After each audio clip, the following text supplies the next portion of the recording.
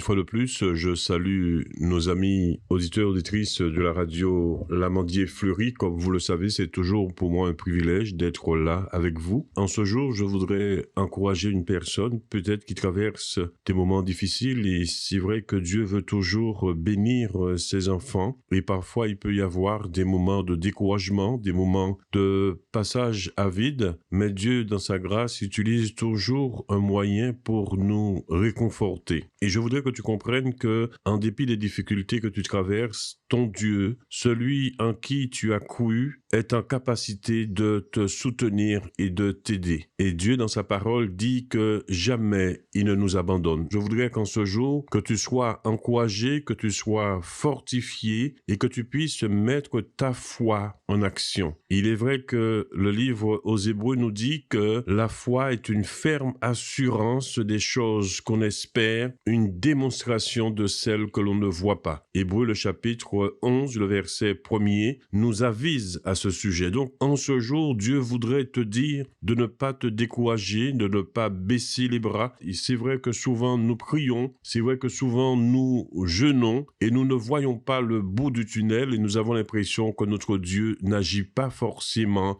pour nous. Et le texte qui va nous servir pour notre méditation, notre petite réflexion, je dirais, se trouve dans le livre de Marc au chapitre 6. Je voudrais que tu puisses prendre ta Bible et méditer sérieusement ce passage. Ce passage, c'est pour toi aujourd'hui et Dieu veut encore te parler, t'encourager, te fortifier et te dire qu'il ne t'a pas abandonné. Il a entendu ta prière. Et là, nous allons voir dans le livre de Marc au chapitre 6, au verset 45, quelque chose d'extraordinaire. Jésus qui va marcher sur les eaux, nous dit la Bible. Toute la question déjà d'emblée, est-ce que tu crois, est-ce que nous croyons que Jésus a réellement marché sur les eaux? C'est vrai que d'un point de vue rationnel, d'un point de vue intellectuel, nous avons du mal peut-être à saisir cet état de fait, mais la Bible dit que Jésus marcha sur les eaux. Nous allons lire ce passage à partir du verset 45. Aussitôt, après, il obligea ses disciples à monter dans la barque et à passer avant lui de l'autre côté, vers Bethsaïda, pendant que lui-même renverrait la foule. Quand il l'eut renvoyé, il s'en alla sur la montagne pour prier. La prière est très importante aujourd'hui. Quelle que soit ta situation, quelle que soit ma situation, nous devons toujours prier. Prier, c'est parler avec Dieu. Prier, c'est dialoguer avec Dieu. Mais nous voyons que Jésus avait de la méthode. Et je crois que lorsque nous avons de la méthode, lorsque nous avons un plan, lorsque nous avons une feuille de route,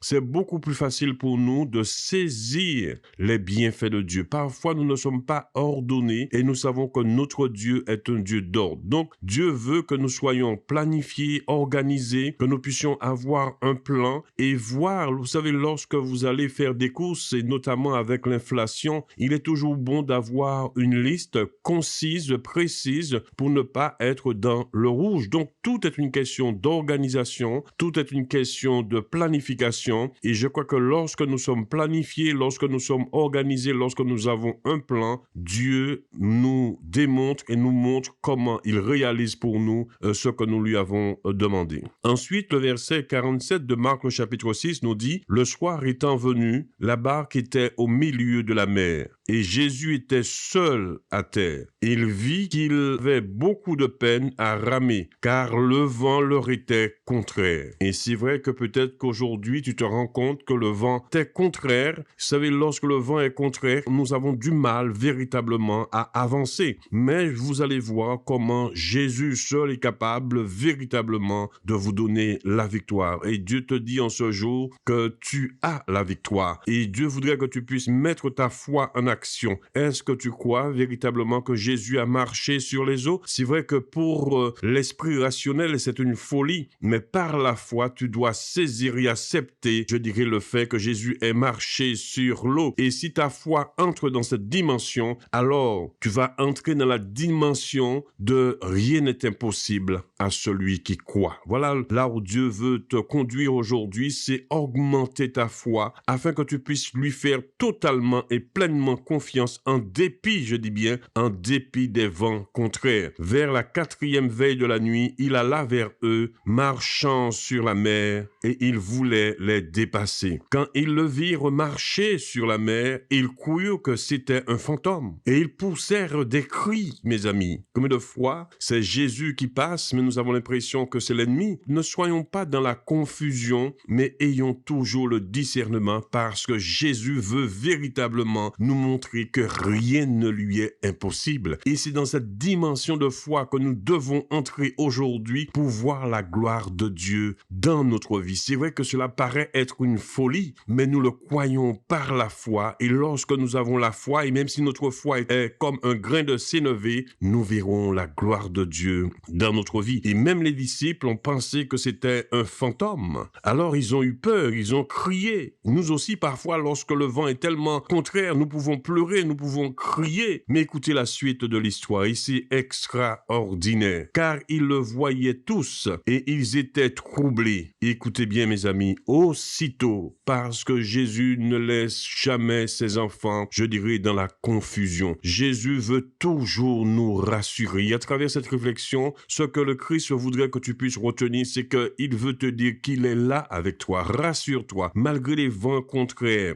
Ne crie pas, ne pleure pas, ne pense pas que c'est un fantôme, mais rassure-toi. Pourquoi?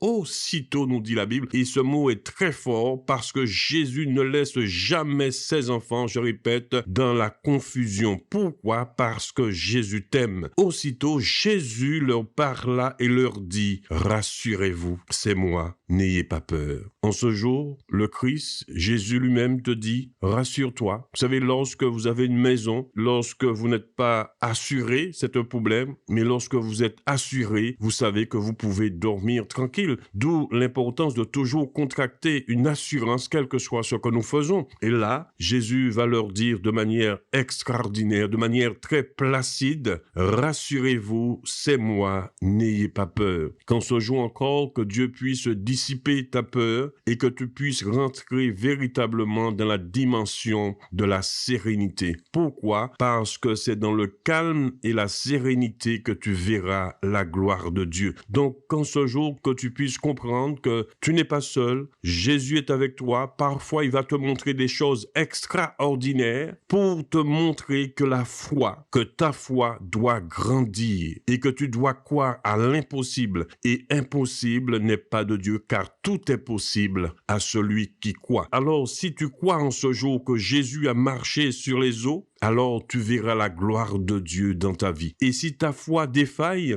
demande à Jésus de venir au secours de ta foi, parce que Dieu veut que tu puisses véritablement saisir l'importance et la nécessité d'avoir la foi dans un monde aussi troublé. Et tu verras, et je verrai, et nous verrons ensemble la gloire de Dieu. Que le Seigneur puisse encore nous fortifier, qu'il puisse nous encourager, qu'il puisse nous bénir. Je voudrais simplement te dire deux choses. Rassure-toi, rassure-toi, rassure-toi, c'est Jésus, n'aie pas peur. Parce que la peur n'évite pas le danger et c'est la raison pour laquelle il faut être toujours dans la sérénité. Donc tout d'abord, rassure-toi parce que Jésus est là. Et deuxièmement, n'aie pas peur. N'aie pas peur parce que Jésus connaît tes besoins, Jésus connaît tes désirs, Jésus connaît tes intentions et Jésus a entendu ta prière. Et dans peu de temps, je te le dis en vérité, tu verras la gloire de Dieu dans ta vie. Donc, en guise de conclusion, ce qu'il faut faire à ce moment-là maintenant, commencer à remercier le Seigneur. Commencer à entrer dans la dimension de la foi. Ne sois pas comme ces disciples qui ont confondu Jésus à un fantôme fantôme. Jésus n'est pas un fantôme. Jésus est la réalité personnifiée. Et pourquoi Jésus a marché sur l'eau? C'était pour que les disciples puissent saisir la dimension de la foi et l'importance de la foi. Car sans la foi, nous ne pouvons pas être agréables à Dieu. Donc, entre dans cette dimension, rassure-toi, c'est Jésus, n'aie pas peur. Que le Seigneur nous fortifie, qu'il nous bénisse et que sa paix demeure dans le cœur de chacun de nous. Je te dis à très bientôt.